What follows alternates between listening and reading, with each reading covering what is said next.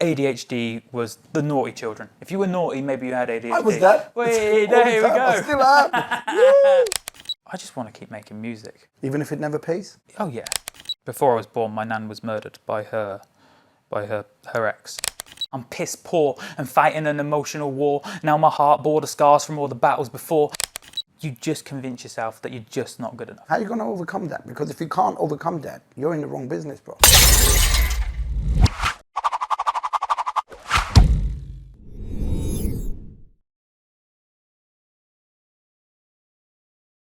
A couple of weeks ago, a friend of mine called me up and said, yo, Blade, you need to listen to this guy.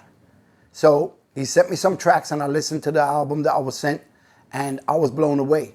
How have I not heard of this guy before? I got in touch with the guy through Instagram. We exchanged numbers, we spoke. Then I find out my man's got a deep story that I think everybody needs to hear about. Whether he wants to talk about it is a different thing, but we'll see. Anyway, before we begin, please subscribe to the channel. Click the bell to receive the notifications, like, share, and get involved in the comment section below. But now, let's get straight to the interview. We're going to be talking to a guy from Oxford, dope MC, lyricist, and someone that you really need to be checking for. Guy goes by the name of Aikz. How you doing, bro? Easy, mate. You right? Yeah, I'm good, man. How are you? Good to be here, man. Yeah, I'm good. I'm Excellent. good. Really glad to be here. So, look, I don't know anything about you. That's straight up, okay? So I want to find out as much as I can find out, and it just depends how deep you want to go. Do you want to get personal? Do you just want to talk music? Yeah, man. I'm happy to be. Yeah, happy to be very open. So where do you want to start? I mean, you're from Oxford. Yeah, from Oxford. Lived there all my life. I started writing lyrics when I was 14. First started recording songs when I was 15. There was very little quality control from my end, just the euphoria of creating something that was my own, and I kind of flooded locally with whatever I could, and it was shit. Like, just to be honest, it was terrible. It's very cringy.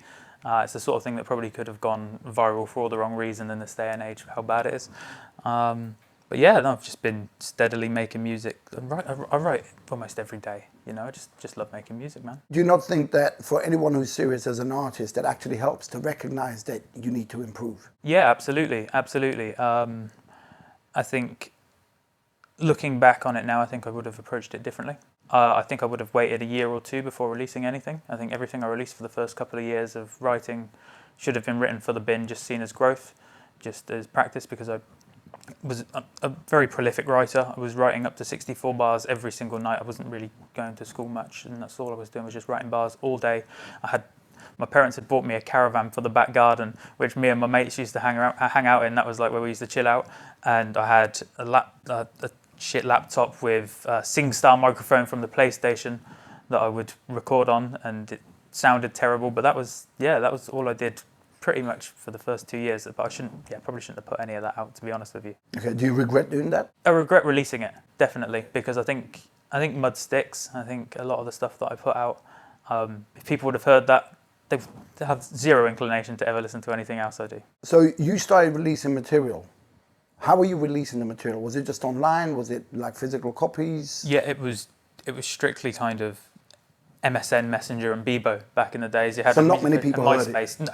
So but you're throughout okay. my school and stuff at the time, a lot of people would have heard it, and it was terrible. Did people come and tell you it was terrible? Oh yeah, there was no music scene. So I live in a town called Abingdon in Oxford. I don't think anyone else in my school made music. You got the piss stuck out of you if you rapped. But do you not think that them telling you that you were terrible was the reason why you got to the level you are now? Yeah, I guess that's a good point. I think I just wasn't considering the quality of it. I just knew I really enjoyed doing it. So yeah, I think definitely it made me want to prove to people that I could do it, because quite frequently I'd get mocked for it all the time. Mocked because of the music, or because of who you were, because there was other things going on? I think a bit of both. So I never really fit in. I had a really good group of mates, but they all kind of got kicked out of the school. And the school I went to then, I didn't really have any of my close friends. A couple of close friends in my year group, but most of my close friends kind of weren't there either. They went to another school in the town. When I was a kid, I used to have like hair down to here, which is like school suicide, man, because like yeah, that's a good thing fucking Childline weren't around, because I would call it on my parents and my hair was awful as a kid. And so people mocked you for it, man. And then all people are seeing is I'd cut my hair and I'd come in and I'm rapping. So was there no other rappers at the time? No. So you were quite unique. No one else was rapping at my school when I started. Okay, even though like there was millions of rappers around at the time, no one else in your It's school. Oxford. There was no, and I was making hip hop.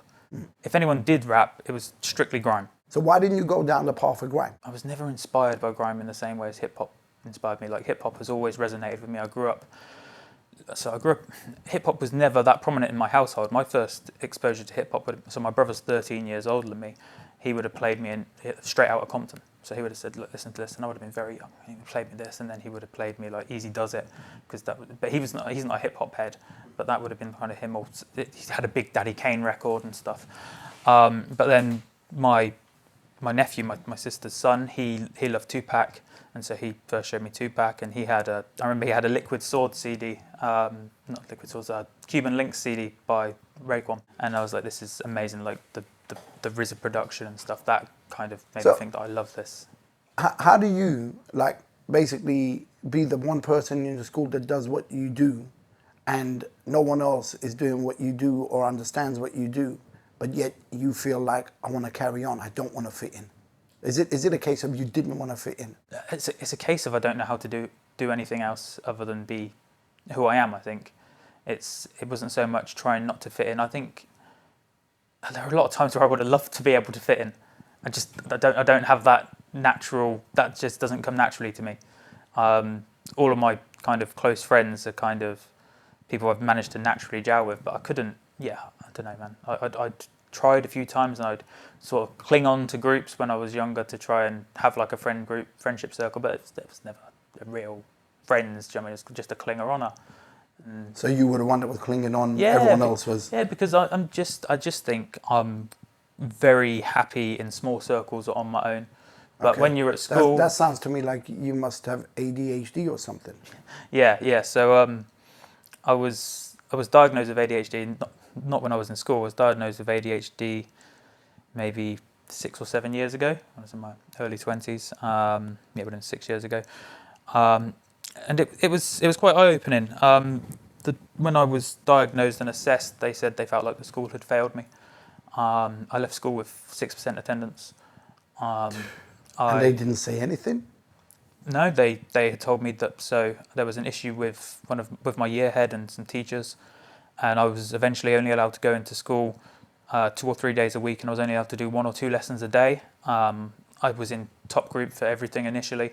I was picked on in year 7 or year 8 and dropped down into one of the lower groups, which meant that I spent the next 2 years studying stuff that I already knew. I was only entered for 2 GCSEs. And when I did, and at my school they had a big red wall in the canteen, and on it would always have my name because it had the worst attendances, to kind of like shame people, and it always would say, my name, and then it would say like 6% attendance. And so every time I went into school, even teachers would say to me, "What are you doing here?" But how are you still in the school with 6% attendance? What's the point? There's no point. But my mum would get me up every morning. She would, force me out of the door every morning because I'd be saying I'm not going. And then I'd go and sit in a park or something because I hated it, man. Absolutely hated it. And I recall a conversation we had a couple of days ago where you were talking about the police turning up at your door. Yeah, so it would have been 2007, 2008. Rockports were the thing. Everyone at school wanted Rockports. My mum had got me a pair of Rockports, which was, amazing because they were not cheap, like 100, 125 pounds. And all of the kids, not all of them, but most of the kids wore these Rockport boots at school. And my head of year saw me wearing them in a room with other people wearing them. And she told me that every day she saw me wearing those, I would have a lunchtime detention and an after-school detention. And so I've gone home and told my mum. My mum said, "I can't afford to buy you any new shoes, Daniel. You've got more expensive shoes than I would have liked to buy you anyway, but you had to have them because, kids pick on kids." And so she called the school and spoke to the receptionist, and the receptionist said, "No, that's right, Daniel will be having these detentions." And my mum said, "But all the other children are wearing them." And she said, "Well, I can't comment on that, but this is right." And my mum said, "Well, I'm not sending him into school then." because I can't get my other shoes. And yeah, within a week, a police officer came out to the house sent by my year head, who she called him and told him to come because my mum wasn't sending me to school. And my mum explained the situation to him, and he said, well, can I see the boots? She showed him, and he said, well, what's the problem with them? And she said, well, we don't know. They're just black ankle boots, you know. And she said they were ankle boots. They came up to kind of here. She said they had to be just shoes. And he said, I can't see the issue with that. He said, I'm going to go back and tell them. And then within a couple of days, the school reached out and they bought me a pair of shoes. But while that's gone on, everyone else is still wearing those. Yeah. I went back to school and so everyone was the still problem? Wearing. Yeah, she had a problem with me. That was the problem. Okay, why do you think she had a problem with you? I've got no idea. I don't know if it's because my siblings went to the school and maybe they were misbehaved, like older siblings. Yeah, I think she had a bit of a power trip, to be honest. She's just one of those. So people. what does that say about the education system? Oh, I think it's flawed. I think it's very archaic. I think that still stands today. I'm now a parent, and I'm quite lucky actually. My son, he's 6, and his school have been a lot more fantastic with his needs. But I still think our education system and the funding that's provided to our education system is appalling, absolutely appalling. I can speak to it as a parent, as someone who went to school, and when I was doing youth work, to see how badly things were missed, because there just isn't the funding. There isn't. It's such a dated system. I think it's very. Yeah, I think it's got a long way to go to come into the 21st century and 2022 and beyond. I don't think people's needs are met. I think everyone is expected to learn the same thing in the same way. If you are a visual learner, then or whether you learn by doing or by seeing or by hearing, you've got to learn it in the same way. And if not, then that can affect your entire life, because these kids have so much pressure on them, thinking that the GCSEs are going to shape their whole life. Mm-hmm. But I can be sat there, and I was in the top groups, but I could have a teacher talking to me and telling me something, but because I've got ADHD, I can see her mouth moving, and all I can hear is my internal monologue saying, Daniel, you should be focusing on this. I'm thinking, come on, Daniel, and I'm thinking, fuck. And then it's always that time when they say, Daniel, would you like to come and write this up on the board? And it's like, I haven't got a clue what she said for the last 15 minutes. Do you know what's funny? What? Is while you're talking, I'm doing exactly the same. Maybe it's just very boring, Blade. That's what it is. With this ADHD thing that you got going on and everything, there was other things happening. So you had a mistrust of people. You had what you felt was a lot of people letting you down continuously, and this led to a mistrust where music was concerned and everything else. Do you want to tell us a little bit about that? Yeah. So I think for all the best intentions, I think a lot of people are more than happy to say they're going to do something and then never do it. And I'm very trusting. I like to take people as they are. I always give people a chance. The amount of times I've not released something, or I've sent someone a tune who they've said, well, we'll put a verse down on this, or I've waited for someone to get in touch saying they're going to do a video, going to do this, and it's fallen through. I lost count. And I think the issue is that's an issue that's been felt locally by a lot of acts, not just myself. I think there's been a real lack of consistency.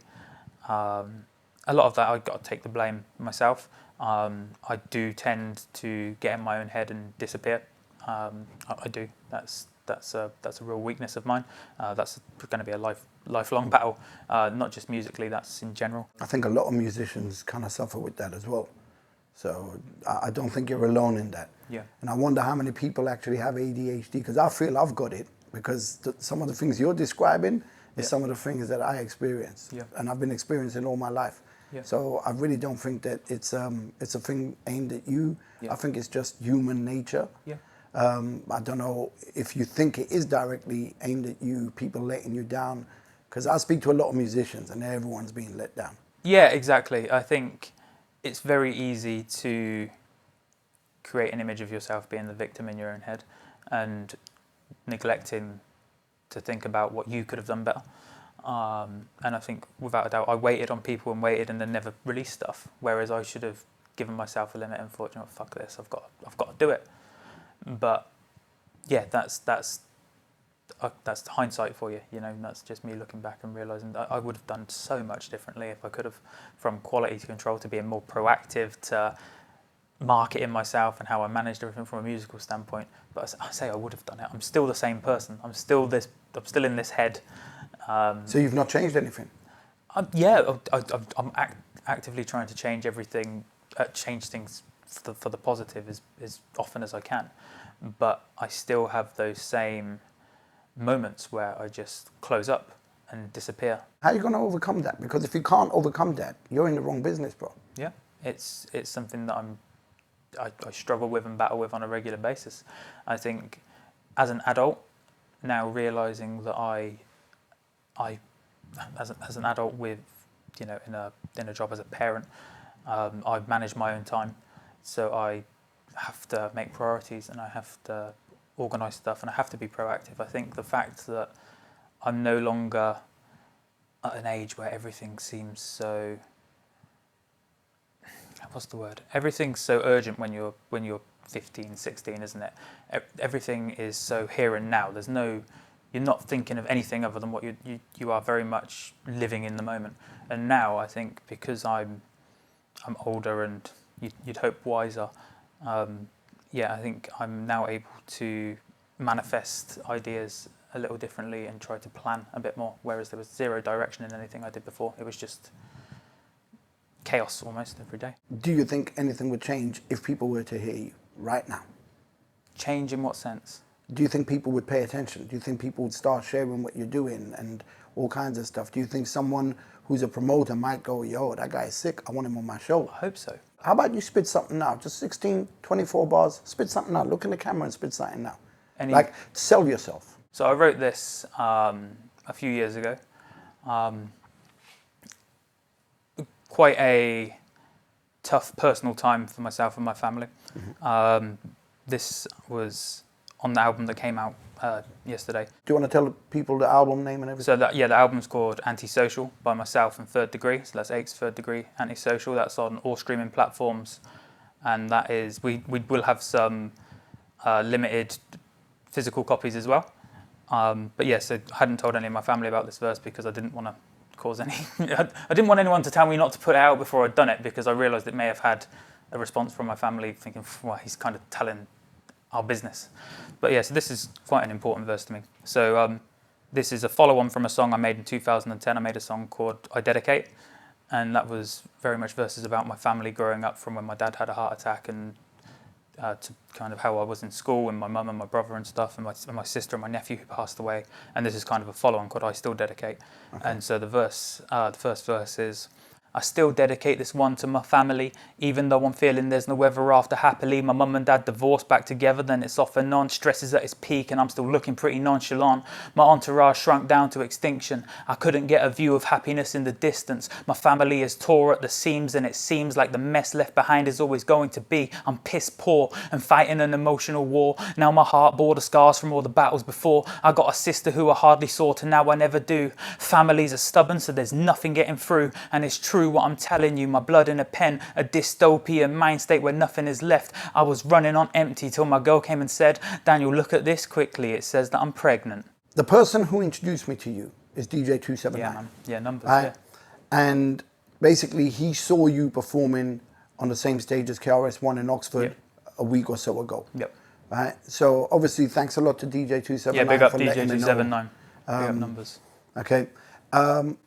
And for you to be like an unknown and then to get that kind of a show, what does that mean to you? Amazing. This is the first gig I've done in probably 6 years, 7 years. And to be said, you know, do you want to come and do this at KRS1? I was like, fuck it, yes. Like buzzing, absolutely buzzing. There was no nerves, man. Even when I stood on the stage before, I was just so excited to be back because it legitimizes you. Like will always have self-doubt. Like, because you say about will things change if people click on links and people watch the tunes, you just convince yourself that you're just not good enough. And that's what you just think, well, maybe people aren't clicking because you're just not that good. In your head, you think you're doing well. But you know, you're your own worst enemy when you're creative and things aren't popping off. And so, yeah, to have, it was Herbs actually from those that know who asked me to come and do the show, so big up Herbs. And yeah, to go through and to to turn up at the O2 and perform, open up for KRS1 was incredible for me, like huge. Like, and I heard from other people that you tore it down as well. There was other people going, yeah, check that guy, check that guy. Yeah, thank you. So basically, if there's any promoters out there and you're looking for someone to book, here's another guy. There's a whole long list of them on the channel, but here's another guy, Aikz. So now you've gone from performing with KRS1. Yeah. How are you feeling? Do you feel like things have progressed at all? Do you feel like you're still in the same place? It was just another show? So I'm taking it day by day still, I guess, in this sense. I'm looking forward to, so I've had contact from a few people about shows moving forward. I'm looking at making, new music for the new year. I feel a lot more positive about music. I mean, from, speaking with yourself, speaking with numbers, speaking with herbs, speaking with, people, it's reinstilled that self-belief, which is something that had dissipated through the years. I was thinking, am I going to release this? And people are going to think, fuck, what's he still doing this for? Well, let's be real. You've been through quite a lot over the years, and we'll come and talk about some of those things in a little bit. So it's no surprise that you lose the faith, the confidence, everything else. We've all been there as artists, well, all of us. This then leads me on to some of your personal stuff. Mm-hmm. So you met your missus, your partner. So she was on her gap year from uni. Okay. She was a studio engineer at the youth club, and I went there to start running lyric writing sessions to teach some local youngsters how to rap. So you linked up through music? Yeah, so we met in 2013, me and my missus. We were just really good friends. I was helping the youngsters to, express themselves through writing songs, and she was doing the recording, mixing and mastering of songs. And we were doing that for months, and then eventually things, naturally progressed, and we're still together now. We've got a 6-year-old boy. Excellent. My son Vincent. And yeah, it was completely organic. Not planned. Yeah, completely. Yeah. But I mean, our meeting was completely organic, and it's really cool. And it's good to have someone who obviously understands the music side of things as well, because they have the same passion. Yeah. So you're always going to get that encouragement. Yeah, as soon as there was any mention of kind of shows or making music, she's always very supportive. She mixed and mastered the first thing I ever properly released. So she's a real critic. She won't just agree with me. She won't just say, oh yeah, this is great, Daniel. If she doesn't like it, she'll say, no. She was a real slave driver when I was in the studio recording. She'd say, no, you got to do that again. You've said that wrong. You're out of breath there. You need to do it again. Why haven't you practiced this? Oh yeah. So she knows. She's a sound engineer. Oh yeah, she's a perfectionist. She's brilliant. Yeah. You said you were doing classes, teaching other kids about writing and stuff. How did you get into that? A few local youth workers had heard my music and spoke to me and said, how would I feel about kind of doing some youth work? And I said, well, yeah. I said, excellent. I said, do you think there'd be any interest in kids learning to rap? Because there was nothing like that. And a lot of the youngsters who would come to the youth club, the younger ones, would say to me, Aikz, can you show us? Can you spit us some bars? Can you show us this? Like, you guys could do this. And so I started it. We called it the Art of Rap Starter Pack. Okay. And I'd go around. When I left government-funded youth work, I worked for a charity, and I worked for a charity called Damascus, who do fantastic things. I worked for the Abingdon Bridge as well, who do fantastic things. And we'd have youngsters come in from up to the age of kind of 19, but usually kind of 14, 15, sometimes younger. Were these troubled kids or just kids? Yeah, so with the charity-based youth work, the funding was only granted for the most disengaged and vulnerable young people. So if you were putting on a youth club and you had 50 kids coming to your youth club, they weren't classed as vulnerable because you can get them to a youth club. These are the kids who are sat outside the youth club smoking a joint, or sat around the corner smoking a joint and going to pick up. These are those youngsters. So those were the kids who we were tasked with kind of working with and helping. And I just think you realise that a lot of kids are just misunderstood, and they don't have an outlet. Well, you would recognise that because you went through the same thing. Yeah. So what better job to be in? Oh, exactly. Like most of the youth workers you'll meet don't come from squeaky clean backgrounds. They've all kind of lived it and been through it, and that's what makes them all the best youth workers. The best alcohol, drugs counsellors have usually had habits and addictions. You know, Why do you think those problems exist so much these days?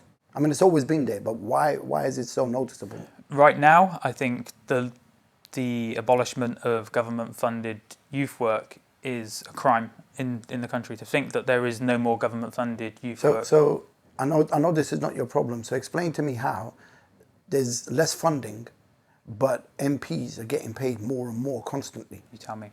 Yeah, it's shocking.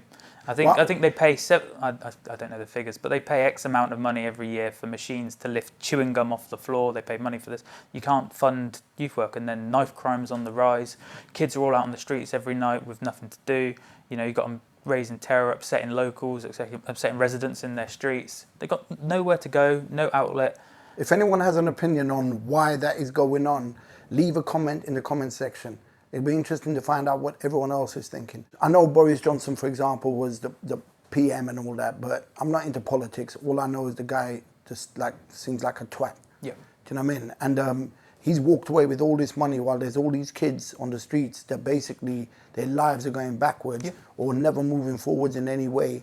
But this guy is secure for the rest of his life because he was a PM and he fucked up the country. So I think it was 2013 when they got rid of government, or they severely cut the budget for government-funded youth work. And I think David Cameron was Prime Minister at the time. And I think he's from Witney, which is in Oxford. And I'm pretty sure he signed on the Witney Youth Club to keep that youth club open because that was his local one. Don't give a shit about anyone else's. So you went from losing the budget to now doing nothing for a little while. Or did you go into something else? Yeah, so I went into working for a youth charity, but then they lost a lot of budget as well due to cuts from the lottery funding grant, and they couldn't afford to keep me for more than 10 hours a week, which meant because of what we'd spoken about with me not going to school and having fantastic results, although I was very capable, I didn't have the pieces of paper to prove such. And so I did some temping work, and I started working at a company on a 2-week contract, packing boxes in their terminal lines area. And after 2 weeks, I was kept on indefinitely and moved to a different area, which is coincidentally the company where I met Third Degree. Me and Liam met there after a little while. But whilst I was there working in the warehouse, I realised that I needed to retrain and do something because I found out that Danny, my other half, was pregnant, and I was in an extremely low-paid job.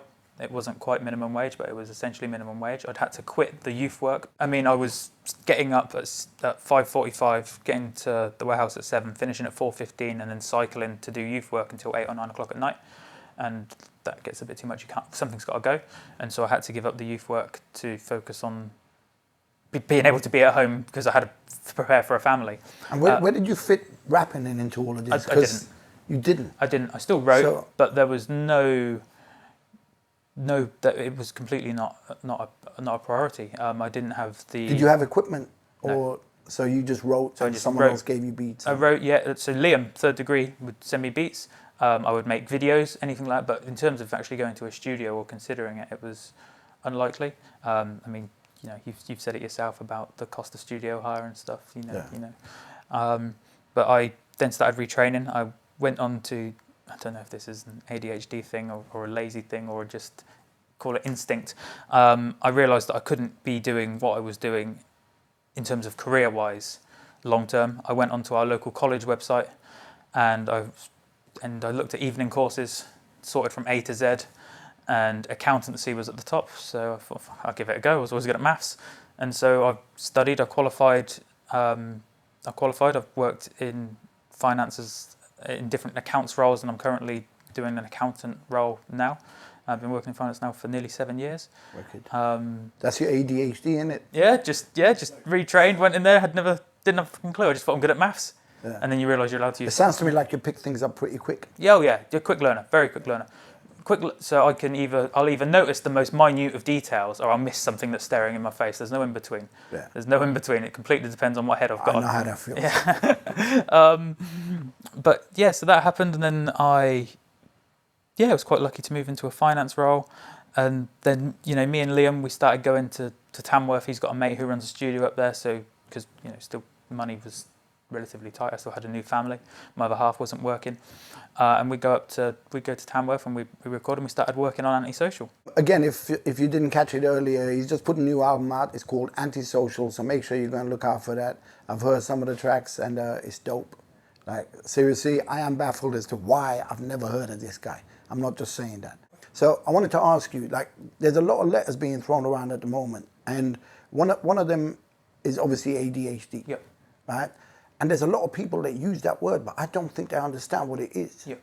So you, as someone who's been diagnosed with ADHD, Yep.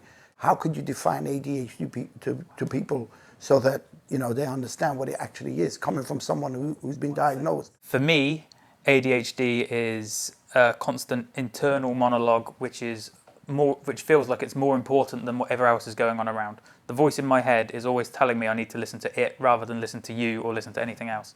It's the fact that I can hear something whirring in the background, and the fact that you're talking above this ambient noise, but all I can focus on is ambient noise. I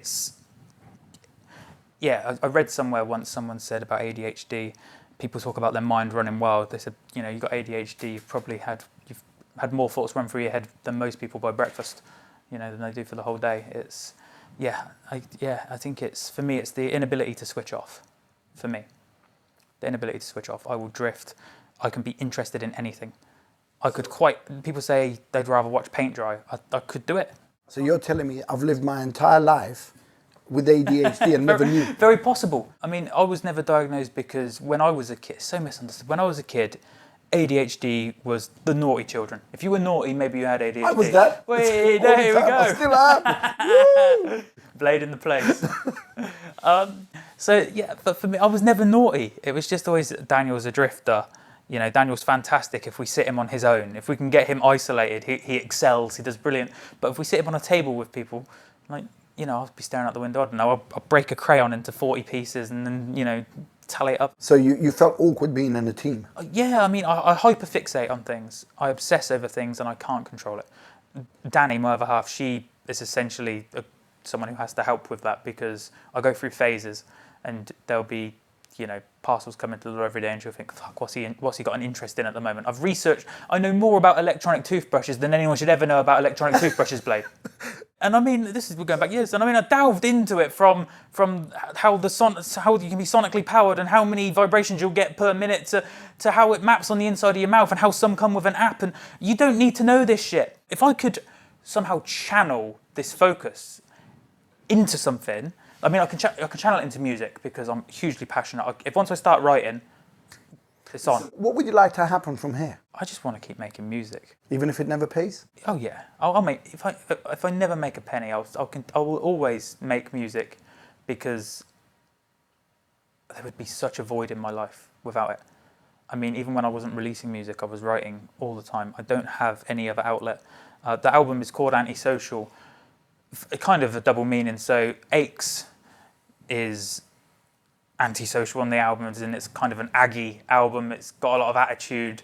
But Daniel, sitting here, I'm Antisocial because I'm very much aware that you're doing like an interview and I'm sat on camera and I worry how to string a sentence together because I'm not very good socially.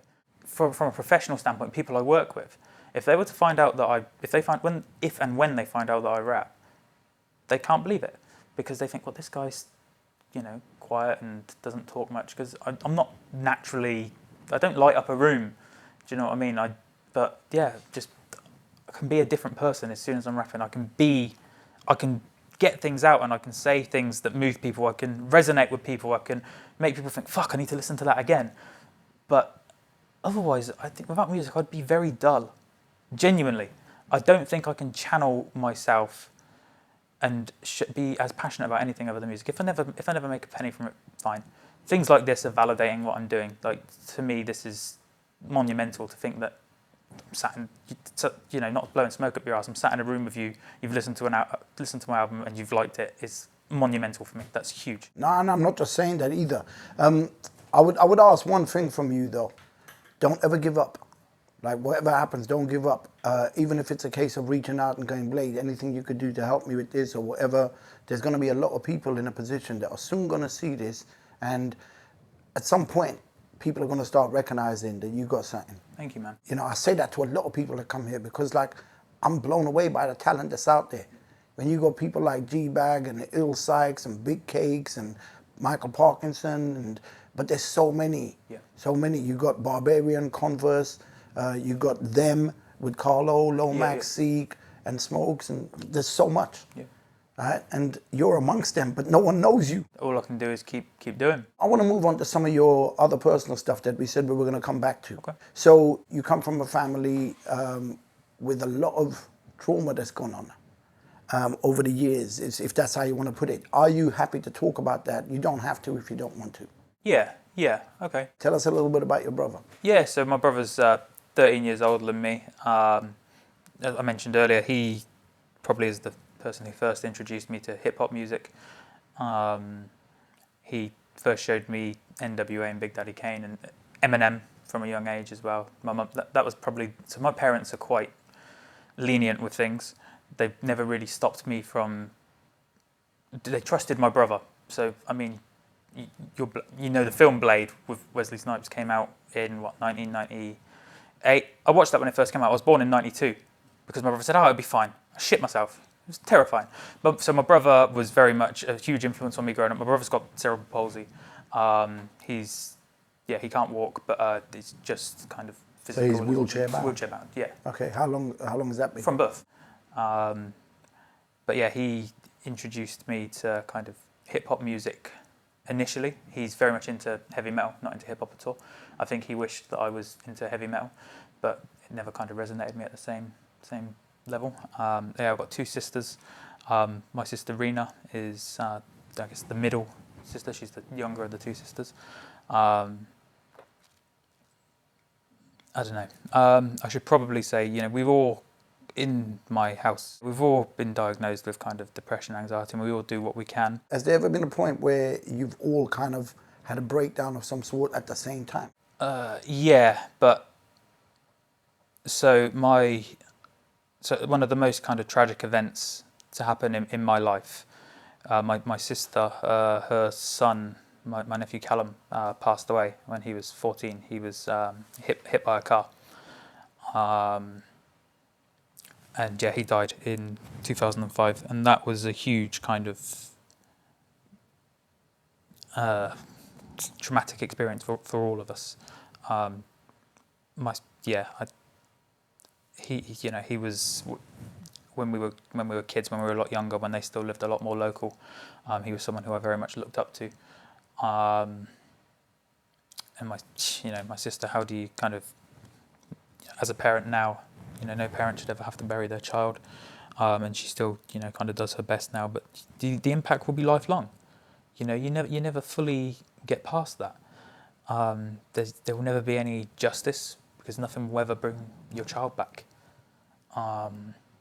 She's got a daughter who is my niece. Was the younger sister, and that's got to be tough as a younger sibling because then you've got your mum grieving and in a terrible state whilst you're young, and so in your formative kind of years where you're absorbing everything and you're thinking what's going on. So yeah, it's tough. That was probably the moment where the kind of the family was all kind of struggling together. My sister had moved to close to North Wales prior to that, and she was fucking hell. Sorry. She was in an abusive relationship at the time as well. Her partner, after my nephew. Sorry, Blade. If you don't want to talk about it, so after my nephew had passed away, she found out that her fella at the time had been kind of cheating on her with some people in the area, and she kind of left him, and then he was doing all he could to try and manipulate my niece to try and get her to get my sister to go and see him, and my sister gave in one time and he stabbed my sister through the hand when she covered herself when he was trying to stab her. We moved her all the way back down here. She lived with us for 18 months, through which was a time when she she needed her family around her, but she didn't need any additional trauma. God, I'm selling you a sob story, aren't I? I'm sorry. This is just I can't turn it off, man. Once I start, I can't stop. I'm oversharing. Well, it's like I said, if you don't want to talk about it, you don't have to.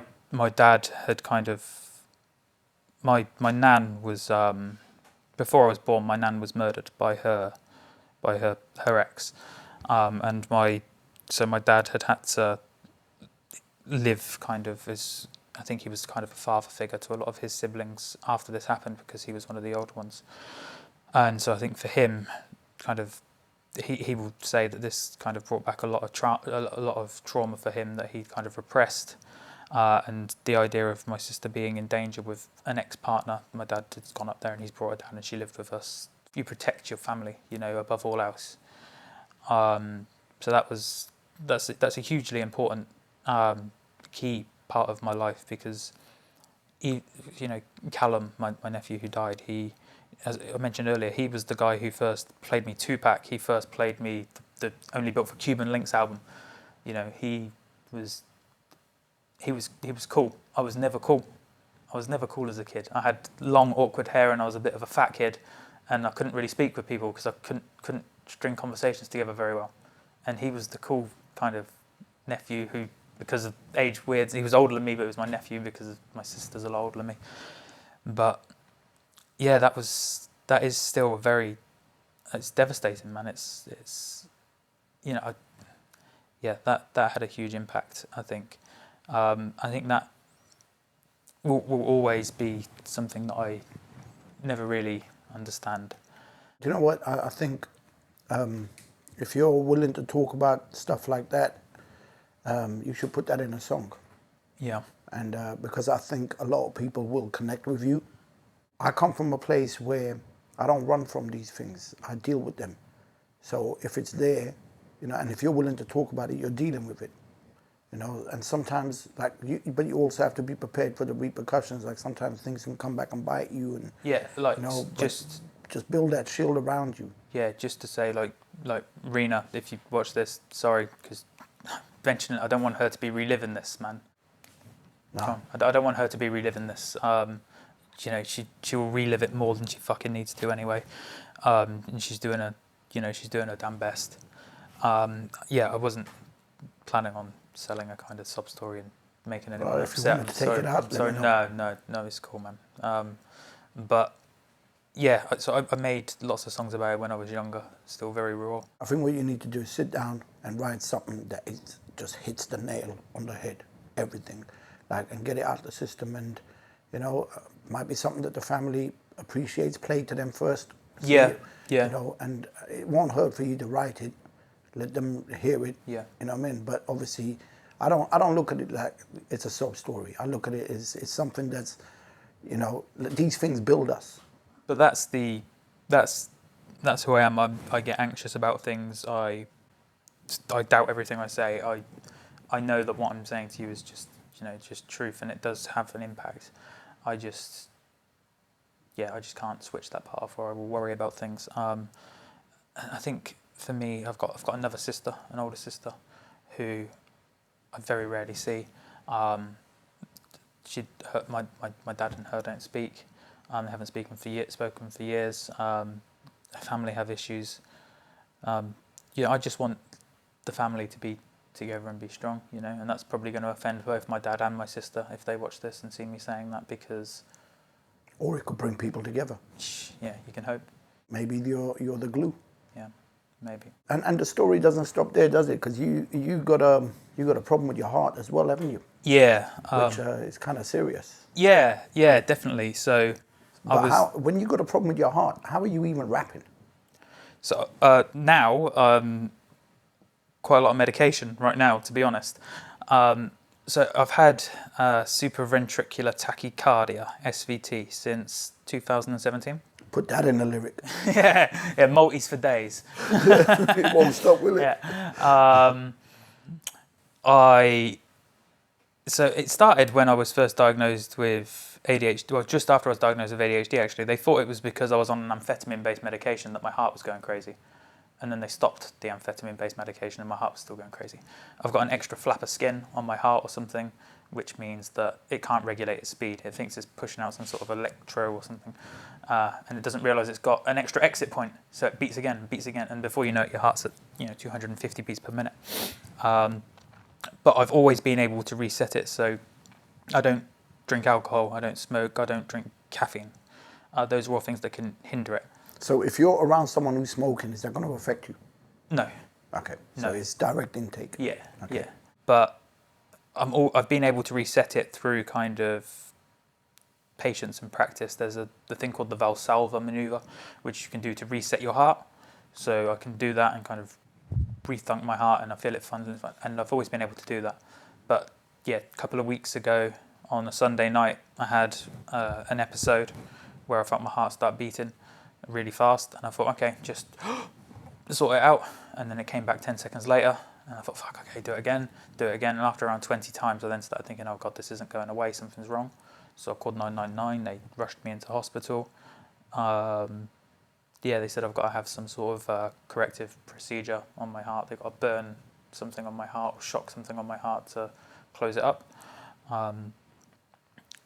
It was scary. It was really scary. For kind of 4 to 5 hours, there's just no way to regulate my heartbeat. They put these big kind of defib pads on me and said, if it doesn't stop, we're going to have to put you to sleep and shock you. I'm trying to make amends with people. I'm messaging family and stuff and thinking, like, I'm ready to die. I'm thinking I'm a goner, like, genuinely. And then they discharged me and after giving me some medication, and said, this is going to regulate your heart in the short term. In the long term, we need to do a corrective procedure. I was then back in the hospital the next day because the medication didn't work. I had the KRS1 gig on Thursday, and then the Sunday after that, my heart started messing up, and it had never been to this level before. But now I'm on stronger medication, but they can't give me, so I'm on the strongest medication, but they can't give me a higher dose because my blood pressure and my pulse rate dropped too low. So my pulse was dropped down to kind of 41 beats per minute. 38 was the lowest, I think, which is dangerous, and blood pressure was too low. So I'm now on a dose which works, but whenever I lay down, it feels like I've got bubbles in my heart. So when I'm trying to go to sleep, how do you switch your brain off when you're laid there and your heart's jittering around your chest and doing this? And you've got ADHD, so you ain't switching. Now you're fixating on it. Yeah. And you're thinking, fuck. And so I sleep with headphones on every night anyway, just to kind of avoid any sort of intrusive thoughts. I think a lot of people with depression suffer worse at night when you're led down in silence and your mind wakes up. So I listen to musical podcasts every single night. I didn't sleep much at all last week because every time I led down, my fucking bubbles and jittery and fizziness. And I know this is going to sound uncomfortable, but have you ever tried sleeping sitting up? Yeah, I've quite. So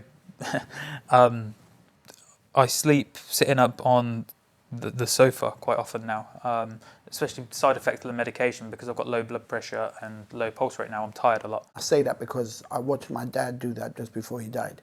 Okay. And he was, he came over and he was sitting up because he had a triple heart bypass operation, and he literally couldn't sleep lying down.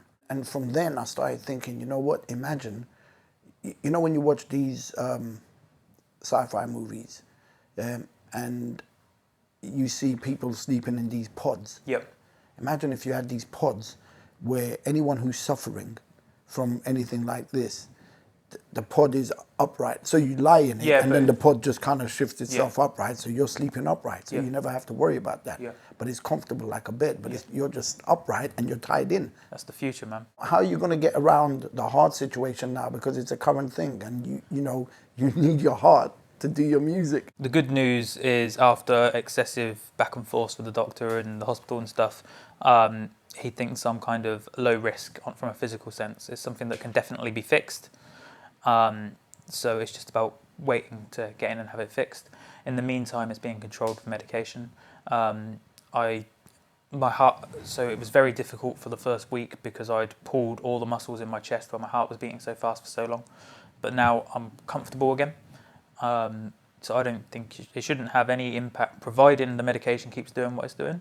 I should be able to move forward. I've just got to wait until I can get in and have this procedure done. Okay. So are you on this medication forever now? Just until I have the procedure. Okay. Yes, so the medication is a stopgap because NHS waiting times and so forth, and having to have a procedure done. That's crazy. When you say NHS waiting times, I wonder how many people have died waiting. Yeah, I think it's very, very relevant as well, particularly in this decade after kind of what happened with COVID and people not being able to have their procedures that they needed, and how many people lost their loved ones during that. I think, yeah, it's tough. It's tough. From everything you're telling me, it sounds to me like you have a really strong family. My family is everything. Like, I don't have a big friendship group. I mean, I should say it's no surprise really, because I'm a bit of a hermit. I don't really mingle much or reach out to anyone, but massive family. My mum's one of 14, 7 boys, 7 girls my nan had. My dad's part of a big family as well. Yeah, very, very close knit. As always, there's a lot of falling outs and people in the family who don't speak with each other.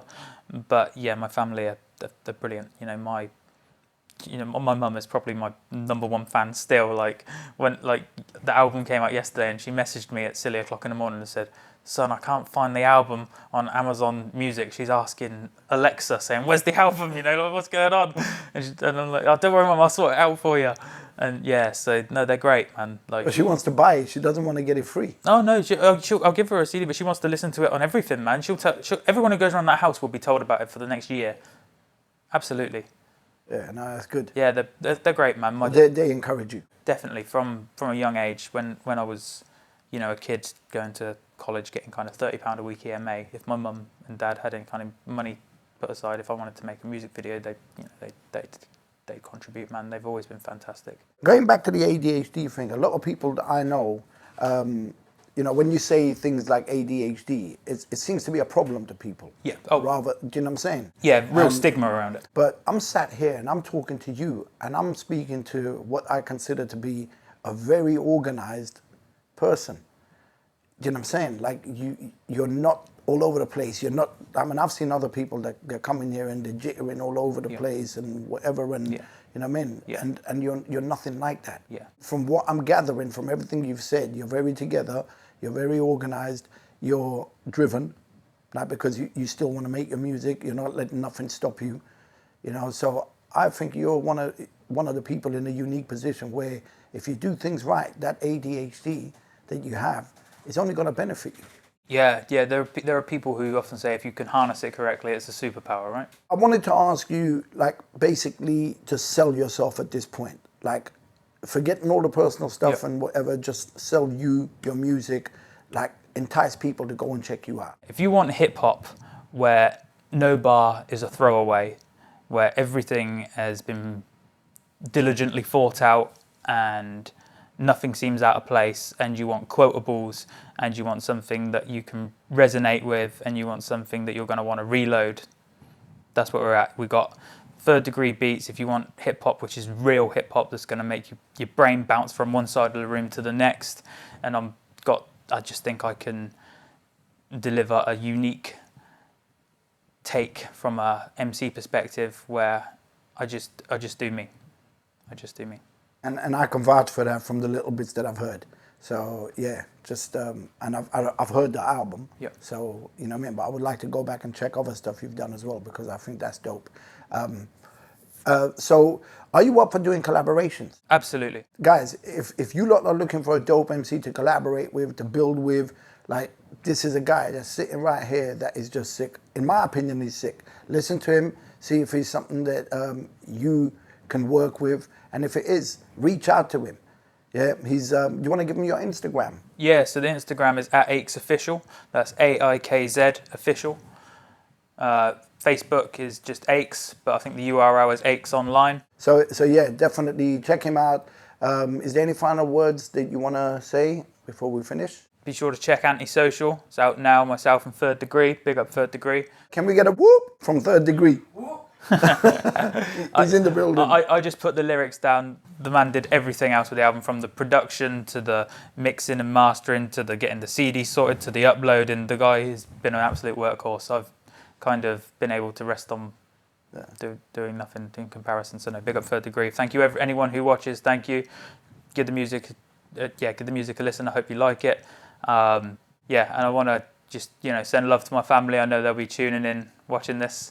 And yeah, everyone make sure you check out the One Take, check out Antisocial. I hope you like it, man. So this is a guy that up to 2 weeks ago I hadn't even heard of. And then I get a phone call saying, check this guy out. So I did, and I was blown away. Straight away, I'm playing certain tracks on repeat and thinking, damn, this guy is sick. Why have I not heard of him? As I said right in the introduction. So please do me a favor. If you're into your hip hop, underground UK hip hop, which hopefully one day we will turn into more commercial appeal and whatever without having to compromise what we do, then this is a guy that you definitely want to be checking. So make sure you check him out, Aikz Official on Instagram. Make sure you go and follow him on all his social media pages. Make sure you check the description below for the links and everything. And until next time, don't forget to subscribe to the channel. Click the bell to receive the notifications. Like, share, and get involved in the comment section below. Thanks again for watching. We'll see you soon. Take care. Peace.